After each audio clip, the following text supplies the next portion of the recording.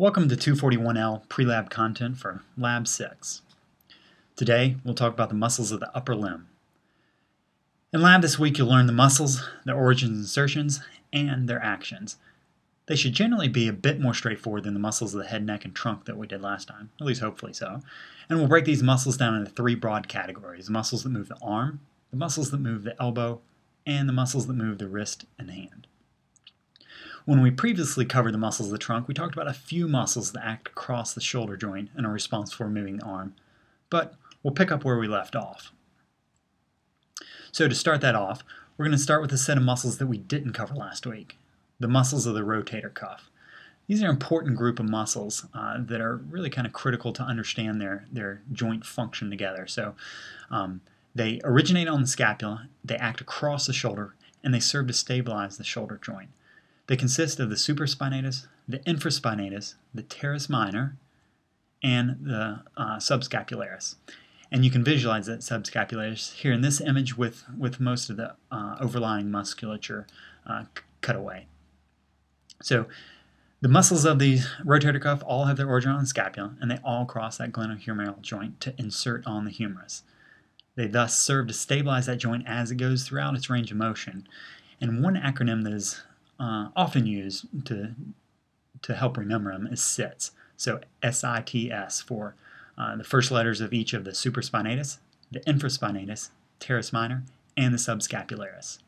This is an example of how we can look at the muscles functionally or in terms of the purpose they serve. We've grouped the muscles of the rotator cuff by the function they've served. So that will serve to help you remember the muscles. And I would encourage you to try to learn the function of the muscles first before you then go about learning what their origin, specific origin and insertion are. If you learn the function, it often helps you to remember them. And in many cases, not always, in many cases the name will imply either the location or their function. One other muscle I'd like to highlight that we didn't talk about last time is the deltoid. So most of you are likely familiar with that. That's the fleshy outer muscle of the shoulder joint.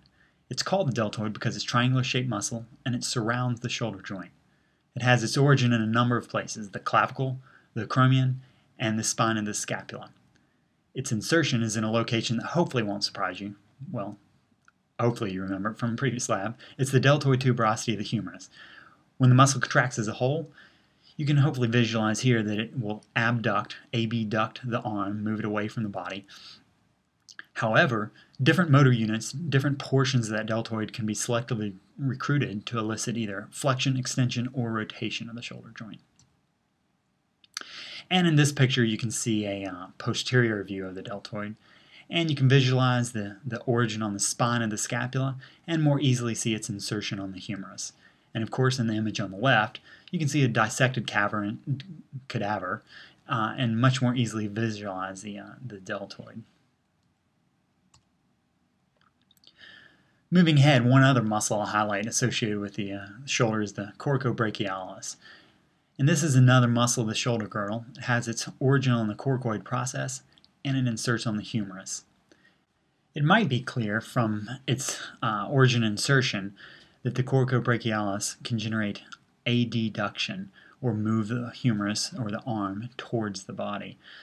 Furthermore, because of its origin insertion, it can also generate flexion of the humerus or the arm.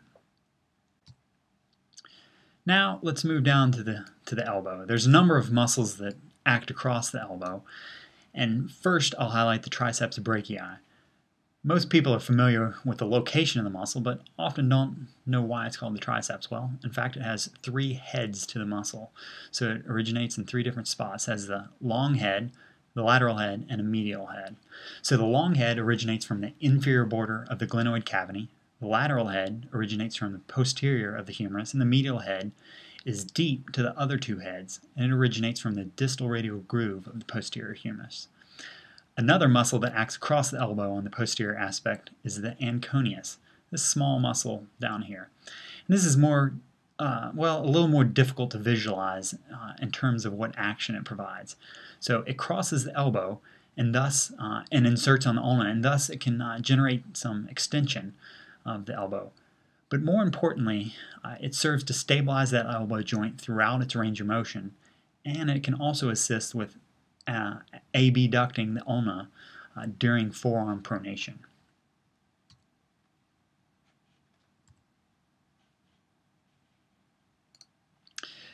Now let's switch to the other side of the arm, or the anterior aspect.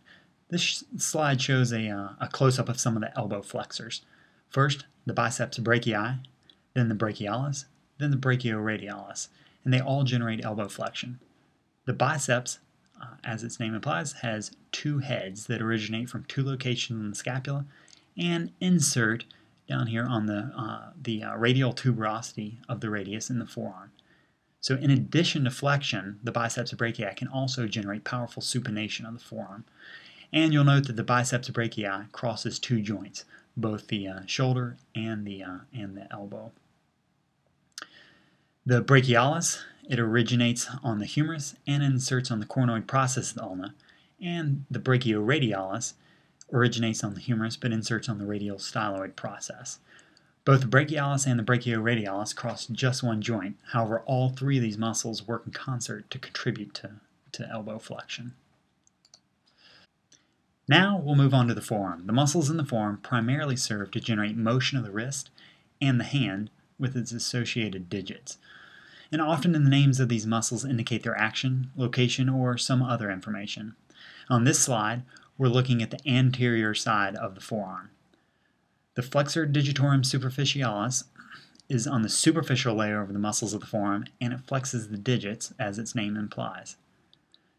The flexor carpi ulnaris flexes the wrist, and it travels along the medial side of the forearm, just above the ulna. The palmaris longus flexes the wrist, and it attaches to the palmar aponeurosis. You may remember from lab previously that aponeurosis refers to a tendinous sheath. So, as opposed to the typical cord-like tendon we get coming out of a muscle, aponeurosis is more the sheath or flat layer of tendinous material. The flexor carpi radialis is another wrist flexor that runs, well, above the radius. The pronator teres helps to pronate the hand, as implied by its name, pronator, and it pulls on the radius anterior to the ulna, or pulls the radius anterior to the ulna to generate that pronation action. The flexor pollicis longus is another muscle where the name implies exactly what it does. So pollex is Latin for thumb, so pollicis is a muscle that tends to act on the thumb. So the flexor pollicis longus does exactly what its name implies. It flexes the thumb. Finally is the pronator quadratus, and so that's yet another muscle that serves to generate pronation in the hand. And then down here we have the flexor retinaculum. So the retinaculum is a band of fibrous or ligamentous tissue that travels from bone to bone, and it serves to guide or control the motion of the tendons of many of these muscles of the anterior forearm.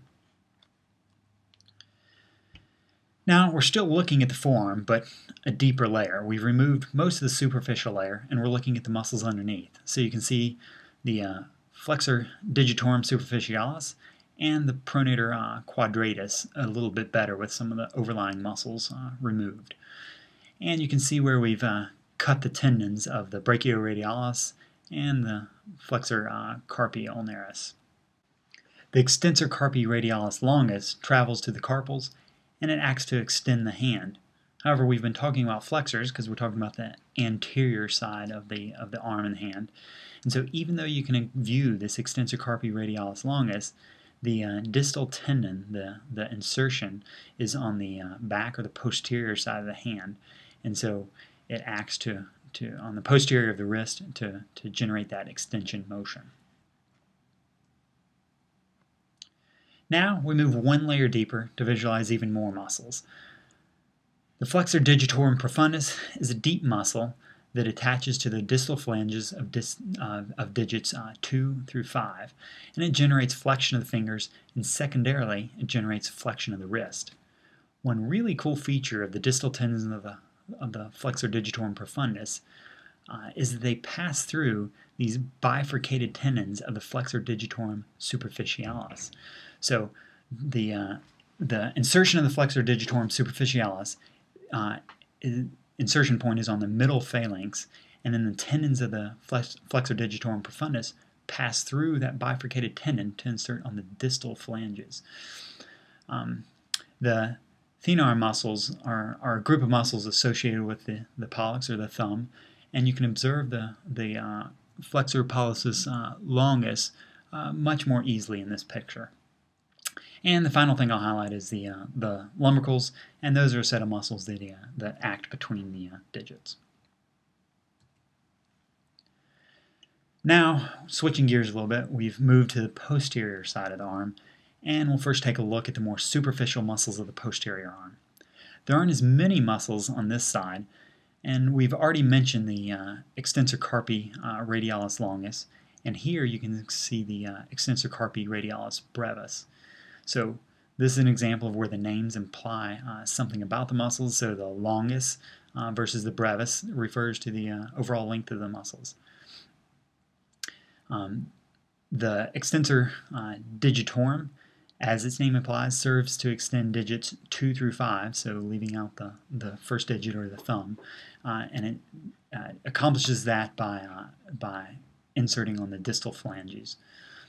The extensor carpi ulnaris runs along the ulna to the carpal bones and generates wrist extension. And then there's a collection of muscles generated just to the thumb: the abductor pollicis longus, the extensor pollicis brevis, and the extensor pollicis longus. So the muscle has, or the thumb has, quite a group of muscles dedicated just to its operation. Like we did on the anterior side, we'll take a look at the deeper layer of muscles on the posterior side of the arm with some of the overlying musculature removed. We can more easily see the muscles associated with the thumb, with the abductor pollicis longus, the extensor pollicis longus, and the extensor pollicis brevis. You can much more easily visualize those muscles. We can furthermore see a extensor associated just with the index finger, the extensor indicis. So it travels down just to the index finger to generate extension. We've talked about the anconeus on a previous slide, so I won't go into that again. But then we can see finally the supinator, and that's a muscle, as its name implies, generates supination of the forearm. Finally are the interossi, and those are a group of muscles that act between the metacarpals. And with that, we'll conclude the pre-lab content for the upper limb muscles for Lab 6. You'll spend a lot more time in lab identifying the muscles, their locations, origins, insertions, and their specific actions.